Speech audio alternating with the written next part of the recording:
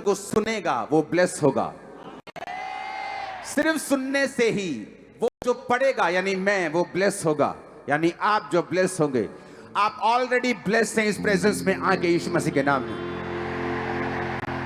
प्रकाशित वाक्य बाइबल की एक लौती ऐसी पुस्तक है जिसने ये लिखा है कि अगर तुम सिर्फ इसे सुन ही लोगे या सिर्फ इसे पढ़ ही लोगे तो भी तुम ब्लेस हो जाओगे, तो भी तुम आशीषित हो जाओगे। आमीन। जब आप इस पुस्तक को पढ़ रहे हैं, मैं इसको पढ़ रहा हूं, आप इसे सुन रहे हैं, मैं भी इसे सुन रहा हूं, हम आज आशीषित हो चुके हैं यीशु मसीह के सामर्थी नाम में। आज जो पुस्तक, आज जो वचन प्रकाशित वाक्य के बीच से मैं आपको पढ़ने के लिए जा रहा हूं, उसका रीजन मैं आपको बताना चाहता हूं।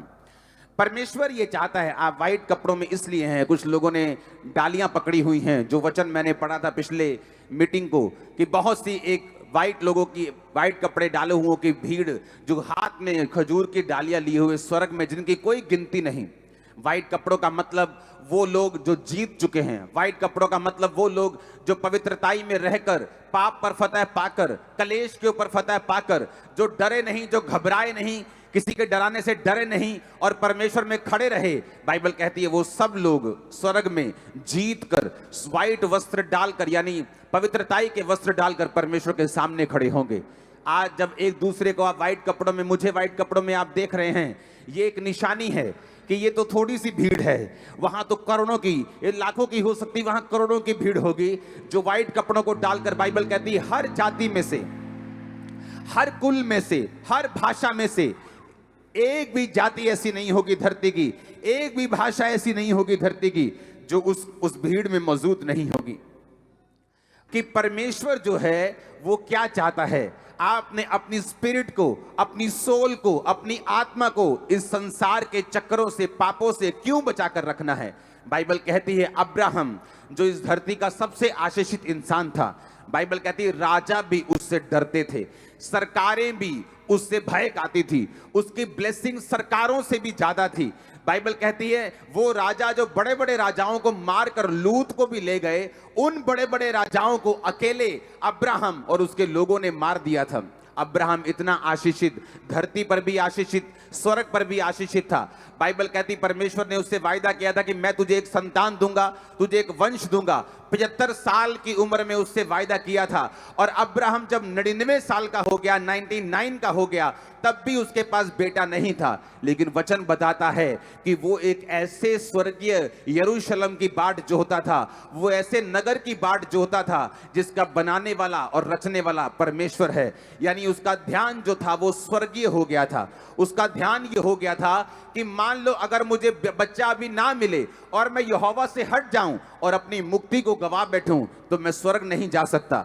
मैं स्वर्ग जाना चाहता हूं, चाहे मुझे संसार की आशीष मिले या ना मिले, चाहे खुदा का वायदा पूरा हो या ना हो, वो चंगा करे या ना करे, ब्लेस करे ना करे, लेकिन मैं अपनी साल्वेशन, अपनी मुक्ति को नहीं गवाऊंगा। और बाइबल कहती जब ये बात परमेश्वर ने अब्राहम के अंदर देखी कि अब्राहम किसी भी कीमत के ऊपर अपनी मुक्ति को खत्म नहीं करना चाहता, किसी भी कीमत के ऊपर यहोवा को त्यागना नहीं चाहता, कोई भी आशीष मिले या ना मिले वो परमेश्वर से दूर नहीं हटना चाहता, इसलिए बाइबल कहती है परमेश्वर ने उसको वंश भी दिया। और बाइबल कहती है तारों के समान उसको बच्चे दिए, रेत के किणकों के समान उसको बच्चे दिए, उसको वो सब कुछ दिया। फिर वो चाहता था, बाइबल कहती है जो अपना सब कुछ त्याग कर परमेश्वर के पीछे हो गए हैं, धरती पर एक भी वस्तु ऐसी नहीं होगी जो परमेश्वर आपको नहीं देगा, एक भी ब्लेसिंग ऐसी नहीं होगी जो परमेश्वर आपको नहीं देगा। लेकिन बात यह है हमारा ध्यान ब्लेसिंग की ओर नहीं होना चाहिए, हमारा ध्यान जो है वो स्वर्गीय यरूशलेम की ओर, वो स्वर्ग की ओर, वो मुक्ति की ओर होना चाहिए, ताकि परमेश्वर वो सारे कामों को हमारी जिंदगी में पूरा कर सके जो परमेश्वर चाहता है। आमीन। परमेश्वर ने ये रूल बनाया है, ये एक नियम है कि जब एक इंसान धरती के ऊपर पूरी तरह से आत्मिक हो जाएगा, संसार की हर एक वस्तु, हर एक आशीष वो राजाओं के पास हो ना हो, वो तुम लोगों के पास और तुम्हारे परिवारों के पास होगी। आमीन। ऊंचा ये ब्लेसिंग तुम्हारी, ये चर्च। Hallelujah, hallelujah. जो वचन आज परमेश्वर आपको देना चाहता है, उस वचन को मैं पढ़ूंगा प्रकाशित वाक्य 2 उसकी 1 से 7 आयत। उसमें परमेश्वर ने यूहन्ना को कहा, इफसुस की कलीसिया के दूत को ये लिख। आप जानते यूहन्ना कौन था? यूहन्ना सबसे लेट, सबसे बाद में मरने वाला प्रेरित था। वो इतना बूढ़ा हो गया था, उसको तेल में, कड़ाही में उबले हुए तेल में डाल देते थे, वो मरता नहीं था। वो मरता नहीं था। उसको कितनी बार मारा गया, वो मरा नहीं। और बाद में उसको जैसे काले पानी की सजा देते किसी को, एक टापू पर छोड़ दिया गया, पतमुस नामक टापू पर उसको छोड़ दिया गया। और बाइबल कहती है, परमेश्वर से जो व्यक्ति प्यार करता है, जो शिकायत नहीं करता, जिसको मालूम है कि कलेश एक मसीही जीवन का हिस्सा है, हमारे नाम को बुरा कहना एक मसीही जीवन का हिस्सा है। जिस तरह यूहन्ना बपतिस्मा देने वाला और ये यूहन्ना प्रकाशित वाक्य, ये अलग अलग लोग हैं। ये वो यूहन्ना था जो परमेश्वर का चेला था, जो परमेश्वर के साथ रहता था, परमेश्वर से प्यार करता था। और बाइबल कहती है क्रूसिफिकेशन के टाइम पर भी परमेश्वर के नजदीक खड़ा था। इसी को परमेश्वर ने अपनी माता को दे दिया था और कहा था कि ये आज से तेरी माँ है, और माँ को बोला था आज से ये तेरा बेटा है। अब ये वही यूहन्ना, इमेजिन करो, एक साइलेंट टाइम में जी रहा था, जहां इसको टापू पर छोड़ दिया गया था, जहां इसको लगता कि मेरी जिंदगी के जो थोड़े से साल रहते हैं वो इसी तरह से खत्म हो जाएंगे। लेकिन बाइबल कहती है, जब आप परमेश्वर के साथ वफादार रहते हैं, वो एक ऐसा झटका मारता है, वो एक ऐसा ब्रेक थ्रू देता है, वो एक ऐसी ब्लेसिंग देता है जो युगानुयुग छाई रहती है आप पर, आपके परिवार और वंशों के ऊपर। अब यहां पर क्या हुआ? यहां पर बाइबल कहती है यूहन्ना के ऊपर क्या हुआ? यूहन्ना को परमेश्वर ने एक दर्शन दिया, उसे अपना आप दिखाया, उसे प्रकाशित वाक्य दिया, और उसी यूहन्ना को कहा, इफसुस की कलीसिया के दूत को ये लिख, जो 7 तारे अपने दाहिने हाथ में लिए हुए है और सोने की 7 दीवटों के बीच में फिरता है। वह ये कहता है कि मैं तेरे काम, तेरे परिश्रम, तेरे धीरज को जानता हूं, ये भी कि तू बुरे लोगों को देख नहीं सकता, और जो अपने आप को प्रेरित कहते हैं और है नहीं, उन्हें तूने परख कर झूठा पाया है। ऐसे लोग जिनको प्रेरिताई से कोई मतलब नहीं, जिनको मेहनत करने से कोई मतलब नहीं, जो देखते हैं अच्छा उसकी कलीसिया ज्यादा है, पता नहीं प्रेरित नाम लगाकर हो गई होगी, मुझे भी यही नाम रखना है, लेकिन उनके अंदर ऐसा कुछ भी नहीं। उसने कहा तू धीरज धरता है और मेरे नाम के लिए दुख उठाते थका नहीं, परंतु मुझे तेरे विरुद्ध ये कहना है कि तूने अपना पहला सा प्रेम छोड़ दिया है। इसलिए स्मरण कर तू कहां से गिरा है, मन फिरा और पहले के समान काम कर। यदि तू मन ना फिराएगा तो मैं तेरे पास आकर तेरी दीवट को जो उसके स्थान पर से हटा दूंगा। हाँ, तुझ में ये बात तो है कि तू निकीलियों के काम से घृणा करता है, जिससे मैं भी घृणा करता हूं। जिसके कान हो वो सुन ले, आत्मा कलीसियाओं से क्या कहता है। जो जय पाएगा मैं उसे जीवन के पेड़ में से जो परमेश्वर के स्वर्गलोक में है फल खाने को दूंगा। पूरी कलीसिया ऊंची आवाज में तारीफ करते हुए आमीन बोले ऊंची आवाज में। ये परमेश्वर ने किसको कहा है? दूत को। अगर आप दूत को यूनानी भाषा में पढ़े तो दूत का मतलब है एग्लोस, यानी एक मैसेंजर, एक पास्टर को भी एक दूत कहा गया है कलीसिया में। ये पत्री पास्टर्स के लिए है, ये पत्री उन लोगों के लिए है जो सेवा में हैं, ये पत्री उन लोगों के लिए है जो परमेश्वर के नाम के लिए खड़े हैं या खड़े होना चाहते हैं। अब आपने ध्यान से इसको सुनना है। उसने क्या कहा? मैं तेरे काम को, परिश्रम को जानता हूं, परंतु मुझे तेरे विरुद्ध अब ये कहना है कि तूने अपना पहला सा प्रेम छोड़ दिया है। पहला प्रेम। जब तुम परमेश्वर में आए थे तुम्हारी प्रार्थना 7 घंटे की थी। जब तुम परमेश्वर में आए थे तुम्हारी प्रार्थना 5 घंटे की थी। तुम रोजे रखते थे, तुम चर्च मिस नहीं करते थे, तुम बड़े एक्साइटेड थे, तुम अपने रिश्तेदारों को जवाब देते थे, थकते नहीं थे। कोई भी विरोधी कुछ बोले तुम उसे नम्रता से जवाब देते थे। तुम बताते थे कि यीशु मसीह ही परमेश्वर है, यीशु ही प्रभु है। तुम अपनी गवाहियों को देते थे, तुम डरते नहीं थे, तुम घबराते नहीं थे। लेकिन परमेश्वर ने तुम्हें एक ताना मारा।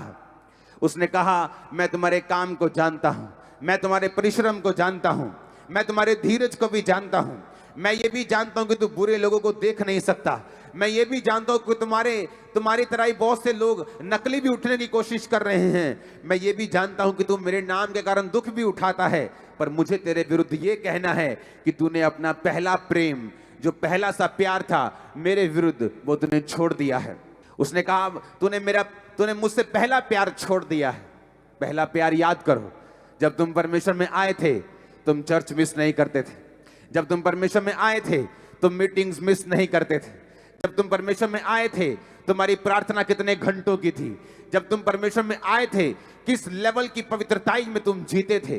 जब तुम परमेश्वर में आए थे किस तरह से तुम प्रार्थना करते थे, किस तरह से तुम वर्शिप करते थे, किस तरह से तुम रोजे रखते थे। अब परमेश्वर तुम्हारे खिलाफ ये कहता है कि स्मरण कर तुम कहां से गिरे हो। कहता है याद कर तुम कहां से गिरना शुरू हुए। स्मरण कर तुम टीवी नहीं देखते थे। स्मरण करो तुम फोन पर नहीं थे। स्मरण करो तुम कहां से गिरे हो। स्मरण करो, याद करो तुम्हारी जिंदगी आत्मिक जो पहले साल मसीह में थी, जो दूसरे साल थी, या जब तुमने असल में तौबा की, जब तुम्हारी जिंदगी वैसी थी तब कैसी थी। परमेश्वर ने कहा याद करो तुम कहां से गिरे हो। शैतान ये चाहता है अंत के दिनों में कि तुम्हारी दीवट यानी तुम्हें दी हुई रोशनी, तुम्हें दी हुई ब्लेसिंग, तुम्हें दिया हुआ रुतबा, तुम्हें दी हुई कुर्सी, तुम्हारी दी हुई ब्लेसिंग, परमेश्वर की दी हुई ग्रेस, परमेश्वर की दी हुई ताकत, उसका दिया हुआ अनुग्रह जो तुम्हारे सिर के ऊपर है, परमेश्वर कहता है शैतान चाहता है कि ये हट जाए। इसलिए वो चाहता है कि तुम पाप करो, इसलिए वो चाहता है तुम पहला सा प्रेम छोड़ दो। परमेश्वर ने कहा ध्यान करो, मन फिराओ, देखो तुम कहां से गिरे हो, कहीं ऐसा ना हो मैं तुम्हारी दीवट को उस स्थान से हटा दूं। परमेश्वर ने कहा जो जय पाएगा मैं उसे स्वर्ग में उस जीवन के वृक्ष में से फल खाने को दूंगा जो स्वर्ग लोक में है। जो जय पाएगा मैं उसे श्वेत पत्थर दूंगा। जो जय पाएगा मैं उसे खंबा बनाऊंगा परमेश्वर के भवन का। जो जय पाएगा मैं उसे व्हाइट वस्त्र पहनाऊंगा। जो जय पाएगा वो स्वर्ग में रहेगा। जो जय पाएगा, परमेश्वर ने कहा आप लोग आज से जय पाने वाले हैं। और मुझे आमीन ऊंचे वाला चाहिए चर्च। मैंने कहा मुझे आमीन ऊंचे वाला चाहिए। अब आप कहेंगे कि मैं क्या करूं, इसलिए मैंने आपको प्रभु भोज अभी नहीं दिया। आप प्रभु भोज को बाइबल में समेट के बैठे हैं। ओके, हम लेंगे उसे, लेकिन आज समझ के उसे लेंगे। आज हम पहला प्यार परमेश्वर के साथ स्थापित करके उसे लेंगे। जो पहला प्यार खुदावंद के साथ हमने किया था, आज सब लोग तौबा करके उस पहले प्यार में जाकर लेंगे यीशु मसीह के सामर्थी नाम। आमीन। मेरे को आज एक्स्ट्रा ऑर्डिनरी वाला चाहिए। हालेलुया। आप कहेंगे मुझे वो प्रेम पहले जैसा कैसे मैं करूं, मुझे वो प्रेजेंस फील नहीं होती पहले वाली। हाँ, आपका ये सवाल होगा। मुझे वो पहले वाला विश्वास कभी कभी फील नहीं होता जो मुझे पहले था, फिर मैं ये पहला प्रेम कैसे कर सकता हूं। मुझे वो पहले वाले चमत्कार फील नहीं हो रहे अपनी लाइफ में जो खुदा ने पहले साल मेरी जिंदगी में किए थे, फिर मैं उस पहले प्रेम को कैसे दोबारा लेके आ सकता हूं। तो मैं आपको खुशखबरी देना चाहता हूं, ये पहला प्रेम, परमेश्वर इस पहले प्रेम को किसी मन में जगाने के लिए आपको नहीं कह रहा, या ये पहला प्रेम किसी दिमाग का या किसी दिल का प्रेम नहीं है। ये पहला प्रेम परमेश्वर जो आपसे कह रहा है, ये कर्मों का प्रेम है, ना कि दिल का प्रेम। अगर वही प्रार्थना जो पहले करते थे अब करने लग जाएंगे तो पहले प्रेम में आ जाएंगे। वही रोजे जो पहले रखते थे अगर अब रखेंगे तो पहले प्रेम में आ जाएंगे। वही पवित्रता जो पहले थी अगर अब रखेंगे पहले प्रेम में आ जाएंगे। आमीन ऊंचा चर्च। क्योंकि ये दिमाग की खेल नहीं। आपके दिमाग में अविश्वास हो सकता है कि परमेश्वर इसको चंगा करेगा या नहीं करेगा, वो इसको उठाएगा कि नहीं उठाएगा। आपके दिमाग में शक हो सकता है, लेकिन उस शक के बावजूद अगर आप प्रार्थना करना ना छोड़ें, उस शक के बावजूद अगर आप भवन जाना ना छोड़ें, उस शक के बावजूद आप बोना ना छोड़े, प्रार्थना ना छोड़े, फास्टिंग ना छोड़े, पवित्रताई ना छोड़े, वो शक नहीं है, फिर आप उस रुमाल को उठता हुआ अपनी लाइफ को ब्लेस होता हुआ, चमत्कारों को होता हुआ देखने वाले यीशु मसीह के सामर्थी नाम में। Hallelujah, hallelujah, hallelujah. परमेश्वर ने कहा तूने अपना पहला सा प्यार छोड़ दिया है। लोग पूछते हैं कि मैं पहला प्यार कैसे करूं, क्योंकि मुझे वो फीलिंग अब परमेश्वर के लिए नहीं है। जैसे मैं पहले एक्साइटेड रहता था, कोई छुट्टी नहीं करता था, अब मेरी एक्साइटमेंट थोड़ी थोड़ी कम हो गई। वो चाहे कम हो जाए, क्योंकि हर तरह का मौसम आपकी लाइफ में आता है। मेरी लाइफ में भी रहा है, जब परमेश्वर ने बहुत से मिरेकल किए मेरी लाइफ में।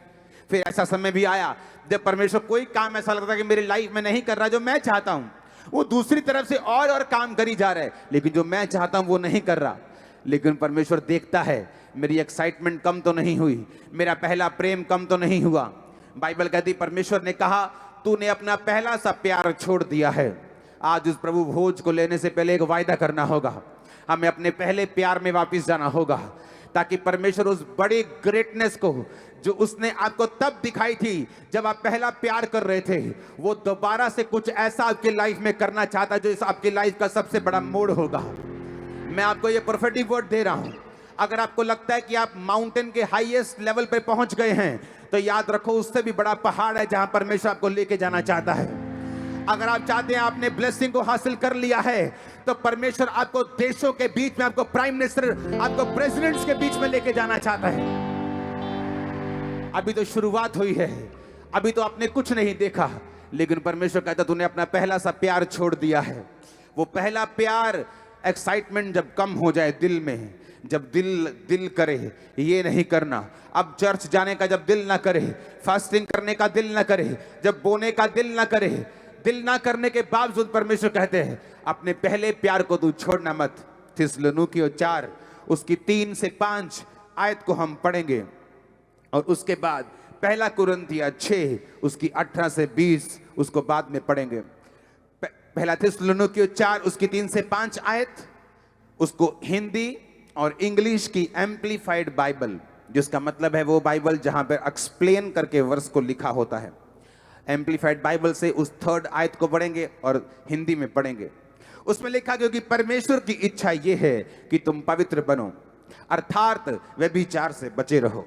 इंग्लिश में लिखा for this is the will of God that you should be consecrated, separated and set apart for pure and holy living, that you should abstain and shrink from all sexual vice। परमेश्वर ने कहा कि ये खुदाबंद की इच्छा है कि तुम कॉन्सिक्रेटेड, जिस तरह से पुराने नियम में याजकों को उनको अभिषेक कर दिया जाता था और फिर वो याजक अलग ताई की जिंदगी जीते थे। महायाजकों को जब अभिषेक किया जाता था तो उनको ये अधिकार नहीं था कि वो चाहे उनका कितना भी करीबी मर जाए उसकी लोथ को छुएं, या वहां पर अपने कपड़ों को उखाड़ें या फाड़ें या अपने बालों को बिखार कर रोएं। जो याजकों का जब अभिषेक होता था तो उनको ये इंस्ट्रक्शन थी कि तुम अपने माता पिता बहन भाई के मरने पर तो जा सकते हो, लेकिन अपने निकट रिश्तेदारों के मरने पर भी तुम नहीं जा सकते, क्योंकि तुमको अलगताई की जिंदगी जीनी है, तुमको पवित्रताई की जिंदगी जीनी है। You should be consecrated, separated and set apart for pure and Holi living, कि तुम होली लिविंग के लिए, पवित्रताई की जिंदगी और प्योरिटी की जिंदगी के लिए, शुद्धता की जिंदगी के लिए अपने आप को अलगताई में रखोगे, अपने आप को सेपरेट रखोगे, तुम अपने आप को कॉन्सिक्रेटेड रखोगे, क्योंकि ये परमेश्वर की विल है, ये परमेश्वर की इच्छा है। जिस तरह से एक संसारिक बाप जब मरने वाला होता है तो विल लिख कर जाता है कि मेरी कितनी प्रॉपर्टी मेरे किस बच्चे को मिलेगी, उसी तरह परमेश्वर की विल है, लेकिन परमेश्वर जीवित है, हमारे बीच में है, लेकिन उसकी विल है, उसकी इच्छा है, उसकी आपके लिए मंशा ये है कि आप लोग पवित्र बने, आप लोग सेट अपार्ट करें, सेपरेटेड करें, कॉन्सिक्रेटेड करें, एक पवित्रताई की और एक प्योरिटी की जिंदगी के लिए, और व्यभिचार से, हर तरह के सेक्सुअल पाप से आप बचे रहें। तुम में से हर एक पवित्रता और आदर के साथ अपनी पत्नी को प्राप्त करना जाने। उसमें लिखा, जब हम 5 आयत को पढ़ते हैं, और ये काम अभिलाषा से नहीं, ना उन जातियों के समान जो परमेश्वर को नहीं जानती।